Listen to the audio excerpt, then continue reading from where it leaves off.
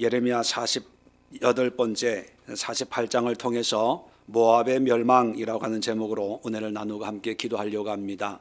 47장은 블레셋에 대한 심판의 말씀인 반면 48장에 오면 모압에 관한 것이라 1절에 이렇게 기록이 되어 있습니다.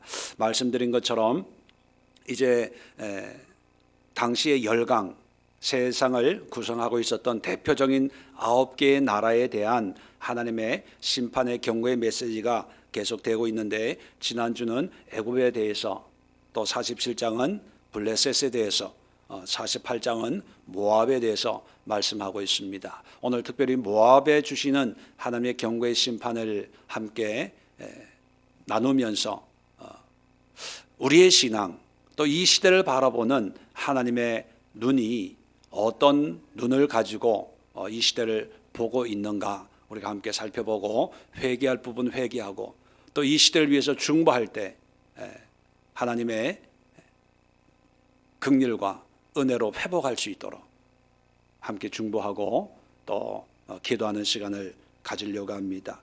여러분 잘 아시는 모압은 창세기 19장에 보면 아브라함의 조카 롯이 소돔과 고모라에 갔다가 구출을 받게 됩니다. 근데 아내도 소금 기둥이 되고 사위들은 소돔과 고모라가 멸망할 거야 했을 때 다 비웃었습니다. 결국 구출받은 사람이 롯과 두 딸이었어요. 근데 그 롯 아버지와 딸 사이에, 큰 딸 사이에 태어난 아들이 모압입니다. 참 부끄러운 그런 역사이지만 또 한편으로는 은혜의 역사일 수가 있어요. 다 멸망당해야 되는데, 소돔과 고모라에서 다 죽어야 되는데, 롯도 죽고 딸들도 죽고 다 죽어야 되는데, 그런데 하나님의 긍휼로 구원을 받았거든요. 근데 구원을 받았으면 어떻게 살아야 됩니까? 구원에 합당한 삶을 살아야 되는데, 합당한 삶을 살지 못하고 부끄러운 삶을 살다 보니까 이 모압이라고 하는 나라는요, 대대로 이스라엘을 괴롭히는 그런 나라가 되고 맙니다. 그런 말이 있죠. 믿는 사람이 타락하면 회복하기가 더 어렵다, 그런 얘기를 많이 합니다. 아마 아브라함의 믿음이 혈통으로 이어지는 건 아니지만, 하나님의 부르심으로 갈대아 우르에서 본토 친척 아비집을 떠나서 믿음의 순례의 여정을 함께 시작을 했지만, 믿음의 삶이 되지 못하니까, 그리고 타락하니까 대를 이어서 하나님의 백성들을 핍박하고 미혹하는 그런 모습이 되고 말았다는 것입니다. 그런데 오늘 7절에 보면 이런 모압에 대한 멸망의 심판을 48장에 쭉 말씀하고 있는데, 특별히 왜 이 모압을 하나님이 심판하시는가에 대한 세 가지 이유를 설명합니다. 7절 볼까요? 내가 내 업적과 보물을 의뢰함으로 너도 정복을 당할 것이요 그모스는 그의 제사장들과 고관들과 함께 포로되어 갈 것이라. 정복당한다, 포로로 갈 것이다, 한마디로 얘기하면 심판당한다, 그런 뜻이에요. 그런데 세 가지 이유를 댑니다. 첫 번째는요, 내 업적, 밑줄 그어냈어요. 업적 해놓고 1번. 두 번째는 뭐를 의뢰해요? 보물 때문에 멸망을 당하는 거예요. 두 번째 밑줄 그어놓고 2번. 그 다음에 세 번째가 그모스 밑줄 그어놓고 3, 이렇게 하나씩 그 의미를 생각하면서 우리 자신을 한번 비춰보고, 우리가 살고 있는 이 시대를 한번 비춰보고, 또 앞으로 다가올 세대를 한번 미루어 짐작하면서 우리가 무엇을 위해 오늘 이 시간 기도를 해야 될 것인가 함께 생각해 보도록 하겠습니다. 자, 7절에 보면 내가 내 업적과 보물을 의뢰함으로 너도 정복을 당할 것이다, 그런 말씀이 있죠.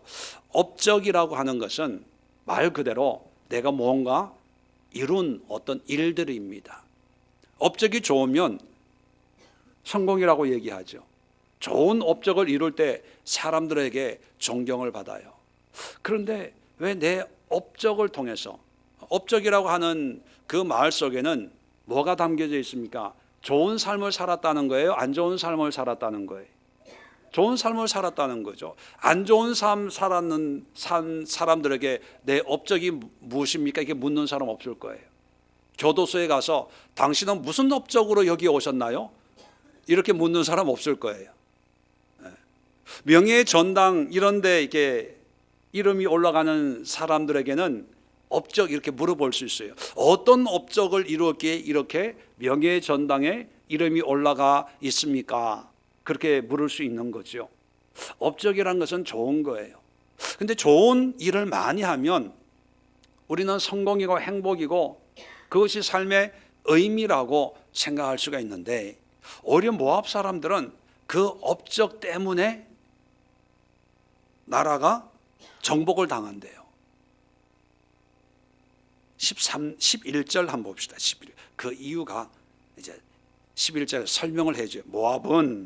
모압은 젊은 시절부터 평안하고 포로도 되지 아니하였으므로, 바로 이게 이들이 자랑하는 업적이에요. 젊은 시절부터 평안하고 큰 어려움이 없었다는 거예요. 순탄하고 순적한 삶을 살았다는 거죠. 또 포로도 되지 아니하였다. 포로 되지 아니했다는 뜻은 무엇입니까? 전쟁이 안 일어났다는 얘기가 아니라 전쟁이 일어났는데도 전쟁에 지지 않고 항상 이겼다는 거예요. 그래서 포로가 되지 않아요. 전쟁이 한 번도 없어서 포로가 된 것이 아니라 그동안 많은 전쟁이 있었겠지만 한 번도 져본 적이 없어요. 그러니까 업적이라고 그러는 거예요. 근데 이 사람들은 그 업적을 자랑스럽게 생각한 거죠. 14절도 한번 볼까요? 너희가 어찌하여 말하기를 우리는 용사요 능란한 전사라 하느냐. 그러니까 한 번도 전쟁에 져본 적이 없으니까, 그리고 젊었을 때부터 옛날부터 나라가 평온했어요. 태평성대를 이루었어요.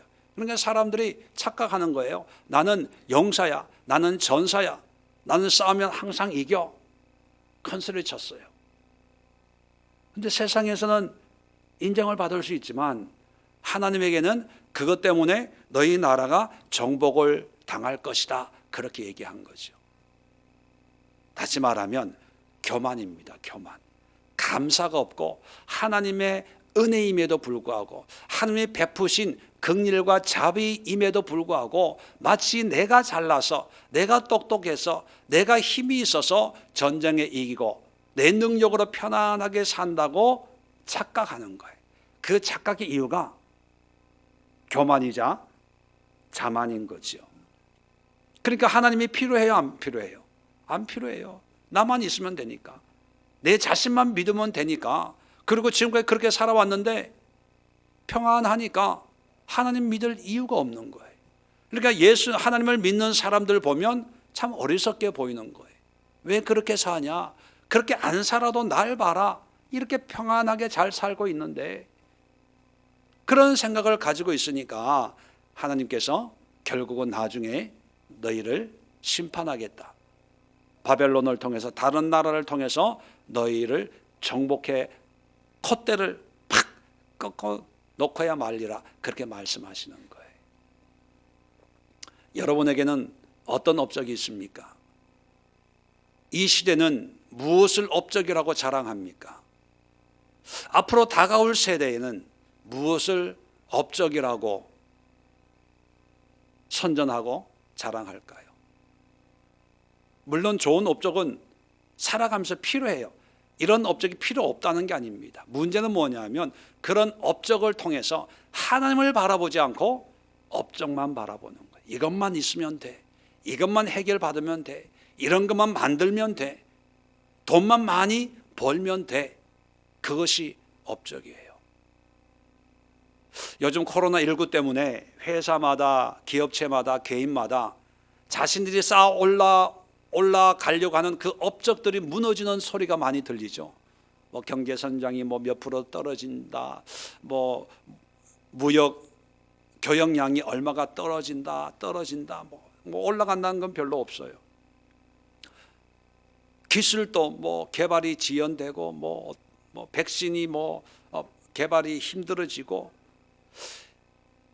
그 전에는 인간이 뭐든지 할 수 있다고 생각을 했습니다. 근데 그런 업적이 다 무너지면서 하나님을 의지하고, 우리 인간도 보이지 않는 바이러스 하나에 정말 무기력한 그런 존재에 지나지 않는구나. 큰 회사들도 확진자 하나 생기니까 그냥 그날로 문을 닫지 않습니까? 나라들도 확진자 몇 명 외국에서 들어오니까 아예 공항이나 항만을 폐쇄해 버리잖아요.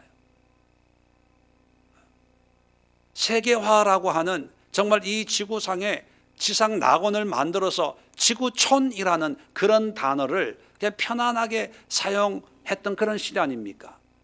근데 코로나19가 터지면서 지구촌이 아니라 다 각기 살기에 바빠요. 문 걸어 잠그고, 중국은 중국대로, 미국은 미국대로, 일본은 일본대로, 한국은 한국대로 다 자기 살기 바빠요. 이게 그 뒷면이 적나라하게 드러나는 거죠. 그동안에 세계화, 지구촌 했던 것은 자기들이 아쉬우니까 물건 팔아먹으려고, 자기 살려고 다 그냥 문을 열어놨는데, 정작 자기가 죽게 생겼으니까 하루아침에 문 닫아 거는 거예요. 이게 세계화예요. 이게 지구촌의 현실입니다. 자기들이 쌓아놓은 것이 무너질까 봐,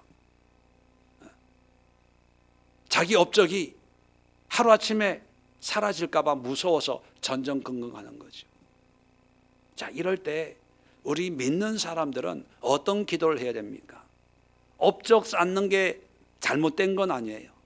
업적을 쌓으면서 이런 업적도 하나님의 은혜구나, 하나님을 발견하고 함께 감사하고 함께 영광을 돌리는 그런 삶을 살 수 있어야 됩니다. 그래야 그 업적이 진정한 업적이 되는 거예요. 모압 같은 경우에 하나님의 특별한 은혜가 있었거든요. 젊었을 때부터 편안하고 포로된 적이 없는데, 그러면 이게 하나님의 은혜구나. 비록 우리 조상 롯과 그의 딸을 통해서 부끄러운 역사를 가지고 있지만, 그 부끄러운 가운데서도 하나님의 은혜로 소돔과 고모라에서 우리를 구출해 주어서 이런 긍휼과 자비함으로 하나님이 인도하시는구나 깨달아야 되는데, 자기가 잘난 줄 안다는 거예요. 자기가 똑똑한 줄 안다는 거예요. 그래서 하나님이 네가 잘나서 그런 게 아니야, 네가 용서해서 그런 게 아니야, 한번 맛 좀 봐라 해서 나라가 정복당하게 만들어 버린다는 것입니다. 여러분, 개인적으로도 마찬가지입니다. 지금 힘들든 어렵든 모든 상황이 하나님의 간섭하십니다. 어려우면 어려운 대로, 편안하면 편안한 대로 하나님의 은혜인 것을, 하나님의 인도하심 속에 있다는 것을, 하나님의 주권 가운데 있다는 것을 늘 고백하면서 하나님께 기도하고 예배하고 하나님을 의지하고 하나님께 우리의 마음을 드리는 그런 삶을, 그런 믿음 생활을 해나가야 된다는 것입니다. 그래서 이 시간 이제 예배 마치고 기도할 때 우리 자신들을 위해서, 또 이 시대를 위해서, 이 나라를 위해서, 코로나19로 온 세상이 두려움 속에 있을 때 하나님, 인간의 업적이 아니라 하나님의 업적이 드러나기를 원합니다. 함께 기도하는 그런 시간이 될 수 있기를 바랍니다. 두 번째, 정복을 당할 것이요. 두 번째 이유는 뭐라고요? 보물을 의뢰함으로. 보물. 가장 소중히 여기는 것을 의지한다는 거예요. 하나님을 의지해야 되는데 세상이나 자기가 좋아하는 것을 의지한다는 거예요. 자, 11절 계속해서 볼까요? 11절. 자, 모압은 젊은 시절부터 평안하고 포로도 되지 아니하였으므로, 자, 요거는 업적에 관한 내용이라고 말씀을 드렸습니다. 자, 마치 비유를 들어요. 술이 그 찢기 위에 있고 이 그릇에서 저 그릇으로 옮기지 않음 같아서 그 맛이 남아 있고 냄새가 변하지 아니하였도다. 자 보세요. 술로 비유래. 술. 자 술로 비교하는데 술을 안 드셔보신 분은 이해가 잘 안 될 텐데 옛날을 한번 추억해 보세요. 자 술이 그 찌끼 위에 있고 뭐 포도주라고 가정을 하면 포도주를 담그잖아요. 그러면 나중에 이제 발효가 되면 찌꺼기는 밑에 가라앉겠죠. 그리고 뭐 포도주 물이 이제 우러나와서 포도주가 되겠죠. 그걸 얘기하는 거예요. 찌끼 위에 있는데 이 그릇에서 저 그릇으로 옮기지 않는데요. 전 술을 안 담가봐서 모르겠지만 뭐 무슨 비싼 술은 뭐 21년 원집사님 그런 거 드셔보셨어요? 제일 오래된 술 몇 년짜리 드셔보셨어요? 예, 옛날에 한때 한 뭐 21년 산 뭐 이런 게 있나요? 그러니까 21년 산이라는 건 어떤 의미입니까? 통에다가 술을 담궈 놓고 21년 동안 그 찌끼 위에 손 안 대고 묵혀 놓는 거예요. 창고에 온도 쫙 맞춰 가지고 21년 동안 잘 묵혀 놨다가 이제 뚜껑을 열어 가지고 이게 정제를 해 가지고 찌꺼기 이렇게 갈라서 병에 담아 놓으면 그게 21년상 되는 거예요. 예. 요즘 해외 토픽 이런 데 막 포도주 한 병이 몇 억에 경매가 되는 그런 술도 있대요. 왜 제가 이게 침이 마르죠? 그런 거는 몇백 년 묵은 거예요. 몇백 년. 술 한 병에 잘 간직해 놓은 그런 술이. 자, 그러면 모압도 보세요. 술이 그 찌끼 위에 이 그릇에 저 그릇 옮기지 않음 같아서 옮기지 않았다는 것은 술이 좋은 술이라는 거예요? 안 좋은 술이라는 거예요? 좋은 술이라는 거예요. 이 사람도 먹어보고 저 사람도 먹어보고 이 국자도 들어가고 저 국자도 들어가면 이거는 막걸리예요, 막걸리.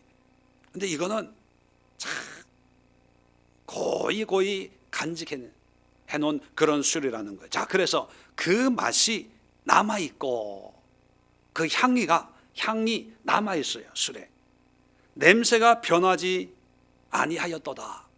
냄새도 변하지 않았어요. 술 좋아하시는 분들은 이게 포도주 이런 거 이렇게 냄새, 빛깔 뭐 이런 거 보면 좋은지 안 좋은지 뭐 안 되잖아요. 그러니까 이 술은 좋은 거예요. 자, 왜 이런 비유를 드냐 하면 모압의 보물을 뭘로 비유하냐 하면 술로 비유하는 거예요. 술로 비유해서 야, 이 술은 오래 묵은 거야. 내가 늘 가지고 있었던 거야. 이건 정말 좋은 거야. 냄새도 좋고 빛깔도 좋고 향도 그대로야 라고 각자가 자기가 가지고 있는 보물을 오래 묵은 술처럼 버리지 않고 끝까지 붙들고 있는 거예요. 그러니까 세상적으로 보면 인정받아요. 좋겠다. 그런데 12절 보세요. 그러므로 여호와께서 말씀하시니라 날이 이르리니 내가 술을 옮겨 담는 사람을 보낼 것이라. 그들이 기울여서 그 그릇을 비기하고 그 병들을 부수리니 부수어 버리겠다는 거예요. 그 보물처럼 여기던 것을 산산이 깨버리겠다는 거예요. 그리고 21년 동안 묵혀놓은 그 오크통에 있는 그 위스키 같은 이런 술을 따르는 사람을 보내가지고 다 따로 버리겠다는 거예요. 이게 심판이에요. 자, 모압이 뭐 보물해서 뭐 돈, 물질 뭐 이런 구체적인 걸 예로 들지는 않지만 술처럼 이건 오래 묵어야 좋은 거야. 오랫동안 내가 간직하고 있는 거야. 한 번도 이것 때문에 내가 망한다고 생각해 본 적이 없는 거예요. 누가 봐도 그래 잘하고 있어, 좋네, 멋있네, 굉장하네, 그렇게 인정받던 것인데 하나님 보시기에는 그거 빨리 버려야 돼, 그거 깨뜨려 버려야 돼, 이런 것들이 있다는 거예요. 여러분들에게는 어떤 보물이 있습니까? 너무 오래 가지고 있어서 너무 오래 나의 보물이야 라고 생각했기 때문에 한 번도 의심해보지 않는 그런 것들이 있을 수 있어요. 그게 뭔지는 모르겠습니다. 근데 하나님 보시기에는 그걸 빨리 쏟아버려야 돼. 네가 쏟아버리기 힘들면 내가 쏟아버리는 사람을 보내줄게. 너 그거 자꾸 붙들고 있는데 그거 빨리 깨뜨려야 돼. 네 손으로 깨뜨리기 힘들면 내가 그 깨뜨리는 사람 보내줄게. 그런 보물이 모압에게는 있었다는 거예요. 그래서 하나님이 모압 사람들은 뭐 심판이고 멸망이라고 하지만 하나님은 다른 나라를 통해서 그 땅을 정복해 해서 그들을 삶을 깨뜨림으로 해서 다시 하나님을 의지하도록, 아, 나의 보물은 이것이 아니구나. 하루아침으로 사라지는 걸 내가 평생을 가지고 있었구나. 아무것도 아닌 것을 내가 20년, 30년을 붙들고 살았구나. 하나님이 한 번 치니까 종이 조각도 되지 않는 건데 내가 모르고 있어. 이걸 깨닫도록 하기 위한 그런 진노의 막대기였다는 것입니다. 오늘날 우리에게 보물은 뭘까요? 대표적인 것으로는 뭐 세상적인 물질, 명예 뭐 이런 것일 수도 있고 개인적으로는 뭐 가정일 수도 있고 남편일 수도 있고 아내일 수도 있고 특별히 부모들에게는 자식일 수 있어요. 부모로서 자식을 키우고 관리하고 잘 좋은 환경을 만들어 주려고 하는 것은 당연한 거 아니냐라고 생각을 해요. 당연해요. 세상이 그렇게 당연하게 여기니까. 그리고 그렇게 함으로 해서 좋은 부모라는 인정까지 받아요. 그런데 하나님 보시기에는 그걸 내려놔야 돼. 내려놔야 돼. 그걸 쏟아야 돼. 쏟아야 돼. 그걸 깨뜨려야 돼. 내가 지키고 보호하는 그 울타리를 네가 깨뜨리기 힘들면 내가 그걸 깨뜨리는 사람을 보내줄게. 그 깨뜨리는 사람을 보내는 것이 모압에게는 현실적으로는 심판이요 멸망의 모습이거든요. 코로나19를 통해서 온 세상이 지금 두려워하고 있습니다. 자, 이럴 때 우리가 깨달아야 될 게 뭐냐면, 아, 지금까지 우리가 붙잡았던 것이 아무것도 아니었구나. 빨리 우리의 생각을 깨뜨려야 돼요. 교회도 마찬가지입니다. 교회도 코로나19를 통해서 야, 이렇게 건물 크게 지은 게 이게 별게 아니구나. 전염병 한 번 도니까 10만 명, 20만 명 모이는 교회가 하루아침에 200명, 300명 모이는구나. 이걸 빨리 깨달아야 돼요. 그렇지 않으면 지금은 코로나19지만 나중에는 그것을 깨뜨리는 사람을 하나님이 보내실지 몰라요. 물론 깨뜨린다는 그 자체만 의미가 있는 거 아니에요. 깨뜨렸으면 그 술통을 비웠으면 뭘로 담으라는 거예요? 하나님으로 담으라는 거예요. 하나님만이 나의 보물입니다. 하나님만이 나의 산성의 요새십니다. 하나님만이 우리 남편을 지키시는 보호자십니다. 하나님만이 우리의 가정을, 우리 자녀들을 지키는 하나님의 요새요 방패십니다. 하나님으로 채워야 되는데 처음에는 포도주였어요. 일상적인 거였거든요. 이 포도주가 오래 점점 1년, 10년, 20년, 30년, 50년 묵으면 이게 보배가 되는 거예요. 맛이 우러나고 냄새가 좋아지고 색깔이 좋아지고 그래서 그 다음부터는 쏟을 수가 없어요. 내가 못 먹더라도 내 자식은 이걸 맛보게 해야지. 이런 마음이 부모로서 당연하게 여겨지는 거예요. 근데 하나님은 그 보배를 쏟으래요. 가차없이. 나에겐 보물인데 그 보물도 길에다가 던져버리래요. 여러분, 이제 기도하면서 여러분에게 익숙한 그런 소중한 것, 한 번도 의심 없이 이건 당연히 해야 되는 거 아니야? 그런 것을 다시 한번 점검해 보세요. 하나님 보시기에 나에게는 보물이고 보배인데 하나님 보시기에는 빨리 깨뜨려야 될 것인가, 아니면 하나님도 여전히 내 마음과 같이 지키고 보존해야 될 것인가, 한번 기도하면서 하나님 앞에 물어보세요. 점검해 보세요. 만약에 나만의 만족, 내 생각으로 이걸 붙들고 있었구나 라고 한다면 빨리 비우세요. 빨리 깨뜨리세요. 이게 아니구나, 이게 아니구나. 또 이 시대를 놓고, 우리 이 시대의 교회를 놓고 기도할 때 과연 우리가 붙들고 있는 게 우리가 보물이라고 하는 그런 것들이 하나님 보시기에 정말 보물이고 보화인지, 아니면 하나님 마음에 깨뜨리는 자를 보내서 빨리 깨뜨리고 싶다라고 하는 것인지 한번 기도하면서 한번 우리가 영적인 환경이나 이 시대 교회들, 이 세대를 놓고 한번 기도하는 그런 시간을 가져보기를 바랍니다. 자, 마지막으로 세 번째 멸망의 이유가 그모스는 뭐냐면 모압 백성들이 섬기는 신의 이름이에요. 신의 이름. 그모스 신을, 국가 신이죠. 국가 신을 섬기는데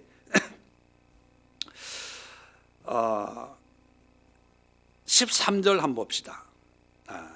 11절, 12절은 이제 업적과 보물에 관한 거고, 자 13절은 그모스에 관한 그런 내용을 보충 설명해 주고 있어요. 자 13절에 보면 이스라엘 집이 베델을 의뢰함으로 수치를 당한 것 같이 모압이 그모스로 말미암아 수치를 당하리로다. 자 말씀드린 것처럼 그모스는 국가 신이라 그랬죠. 우상이에요. 우상인데 이 우상도 모압 백성들과 함께 포로로 끌려간다. 우상이 포로로 끌려가겠어요?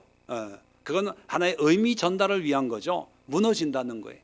너희가 믿는 신도 내가 심판하고 멸망시키겠다는 하나님의 어떤 그런 표현의 방식이죠. 근데 왜 이 그모스가 뭐길래, 어떻게 신앙생활, 믿음생활을 했길래 하나님이 심판하는가, 그 이유를 13절에 이스라엘 나라 사람들이 베델에서 신앙생활을 하는 것으로 비교하고 있어요.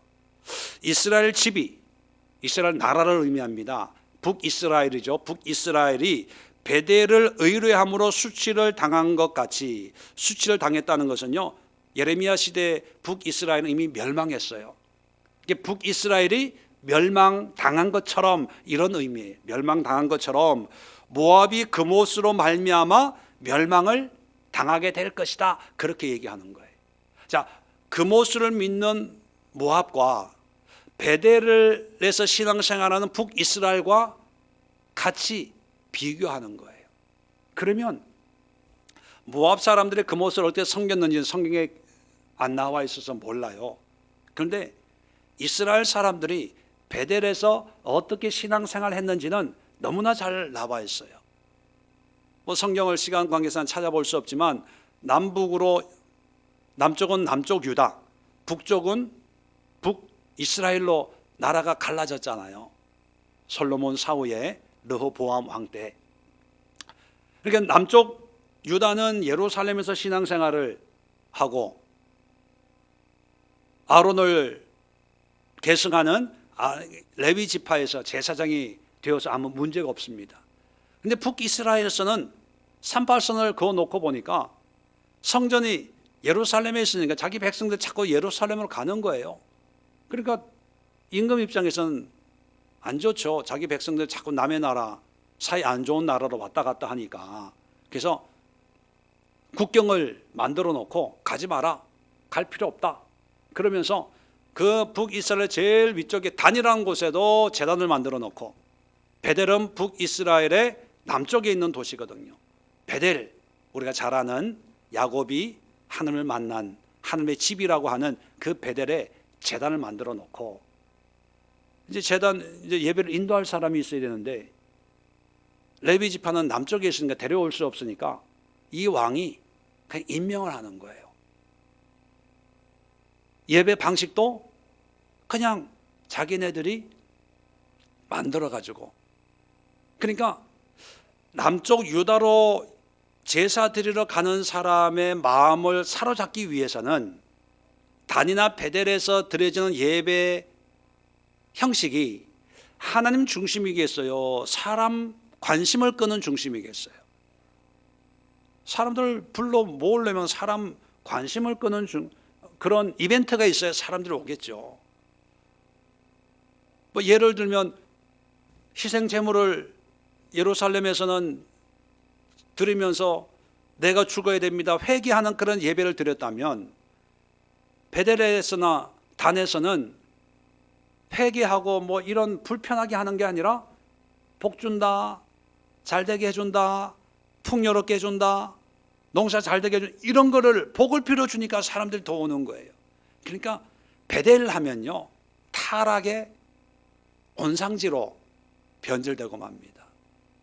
타락, 우상숭배의 본거지처럼 변질되고 말아요. 그 변질의 이유가, 그 원인이 뭐냐면 하나님 중심이 아니라 사랑 중심이에요. 사랑 중심. 사람 중심이다 보니까 사람들은 뭐에 약하잖아요.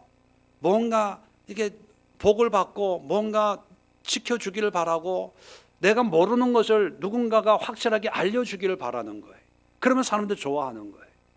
그러니까 베델에서는 풍요를 얘기하고 형통을 얘기하고 복을 얘기해요. 편안함을 얘기해줘요. 하나님을 얘기하지 않아요. 말씀을 가르치지 않아요. 그냥 사람들에게 궁금한 것을 해결해주고, 요즘식으로 얘기하면 점 봐주고 사주팔자 봐주고 그러는 거예요. 그러니까 하나님이 북이스라엘을 하루아침에 아수를 통해서 멸망시키는 거죠. 그와 똑같이 모압도 그못으로 말미암아 수출당한대요. 그러면 모압 사람들도 그못이라는 우상을 만들어 놓고 그 우상을 통해서 뭐를 백성들에게 빌어주는 거예요? 복을 빌어주는 거예요. 잘한다, 잘된다, 형통한다, 점을 봐주고, 이렇게 하면 복이 들어온다, 저렇게 하면 뭐 애군이 나간다, 뭐 이런 종교를, 이런 우상을 만들어 놓고 사람들에게 이렇게 종교 생활을 강요했던 거예요. 그래서 하나님이 나라를 멸망시키겠다 하는 거예요. 여러분, 단순히 우상 숭배 속에 뭐가 필연적으로 들어가 있냐 하면 하나님과 관계없는 어떤 인간들, 세상적인 것들이 가득한 것이 우상 숭배예요. 그리고 세상적인 것, 인간적인 것을 추구하기 위해서 우상을 만들어 놓고 우상을 섬기는 거예요. 그런데 놀라운 것은요, 물론 모압은 어떻게 섬겼는지는 안 나와 있어서 모르지만 북이스라엘은 베델이나 단에서 예배는 내용은 다 우상 숭배예요. 사람 중심이에요. 그런데 말은 누구를 섬기고 있다? 가르쳤을까요? 하나님을 섬기고 있다. 왜? 12지파 가운데 2지파는 남쪽 유다에 속한 지파가 되고 유다와 베냐민은, 나머지 10지파는 북이스라엘 되었거든요. 10지파가 북이스라엘 되어서 38선에 가로막혀 있지만 여전히 이스라엘의 10지파잖아요. 여전히 하나님을 믿고 하나님을 섬기고, 이것이 하나님의 뜻입니다, 이렇게 섬기는 것이 하나님을 섬기는 겁니다, 말로는 그렇게 했다는 거예요. 이게 무서운 거예요. 모압처럼 그모스 이름도 다르고 예배의 방법도 다르고 우상 숭배의 방법도 아예 달리 해가지고 뭐 송아지를 섬긴다든지 뭐 코끼리를 놓고 섬긴다든지 뭐 하면 아예 다른 종교라고 생각을 하기 때문에 멸망을 당해도 싸다 이렇게 생각을 할 수 있는데, 북이스라엘 베델에서 신앙생활 한 것은 말로는 여호와를 섬긴다고 생각하는 거예요. 얘기하는 거예요. 그걸 가르치는 거예요. 그래서 하나님이 당신에게 복을 주기를 원합니다. 하나님이 이런 걸 기뻐하기를 원합니다. 하나님이 말씀하시는데 아무 몇 월 며칠 날 이사 가세요. 그날이 하나님이 복주기로 정한 날짜입니다. 이제 이사 날짜 받으러 베델 가는 거예요. 결혼 날짜 기도해 보니까 하나님이 몇 날 며칠 날 시집장가 결혼식 하면 평생 행복하게 살 수 있다고 말씀하셨으니까 그날 결혼 날짜로 잡으세요. 다 하나님의 이름으로. 그런데 그게 멸망당한 거예요. 흔적도 없이. 그런데 여러분, 오늘날의 그 모습은 없을까요? 우리의 그 모습은 없을까요? 오늘날 교회 안에 그 모습은 없을까요? 이 시대의 그 모습, 이 시대의 베델은 없을까요? 분명히 있습니다. 분명히 있어요. 그걸 빨리 분별해내서 그걸 던져버려야 돼요. 깨뜨려버려야 돼요. 그렇지 않으면 하나님이 깨뜨리세요. 하나님이 깨뜨리면 아파요. 후유증이 있어요. 오랜 시간 동안 많은 대가를 지불해야 됩니다. 그런데 하나님이 이사야나 예레미야를 통해 끊임없이 말씀하시는 게 뭐예요? 내게로 돌아오라. 내게로 돌아오라. 그 뭐냐? 우상을 버리고 내 말씀대로, 내 가르침대로, 내 뜻으로 돌아오라고 계속 말씀하시는 거죠. 안 돌아오니까 북이스라엘도 10지파인데도 멸망시켜 버리잖아요. 그렇다면 모압의 멸망을 보면서 그리고 그 멸망의 이유가 세 가지를 말합니다. 첫 번째가 뭐예요? 내 업적. 두 번째, 내 보물. 세 번째, 그 모습. 이런 세 가지 요소들이 우리 안에도 있을 수가 있어요. 교회 안에도 있을 수가 있습니다. 여러분 가정 안에도 있을 수가 있어요. 이 세상 속에도 있을 수가 있습니다. 오늘 이 시간 중보 기도할 때 물론 코로나19로 신음하고 있는 분들 위해서도 기도해야 되고 육신의 질병으로 고통당하는 분들 위해서도 기도해야 되겠지만 특별히 먼저 오늘 말씀으로 기도할 때 나의 업적을 내려놓게 하옵소서. 내려놓는다는 것은 그 업적이 필요 없다는 것이 아니라 그 업적의 이유가 원인이 하나님인 것을 고백하는 거예요. 하나님의 은혜입니다. 하나님의 도우심입니다. 하나님의 함께 하십니다. 내 업적이 아니라 하나님의 업적입니다. 하나님이 이렇게 인도하신 겁니다.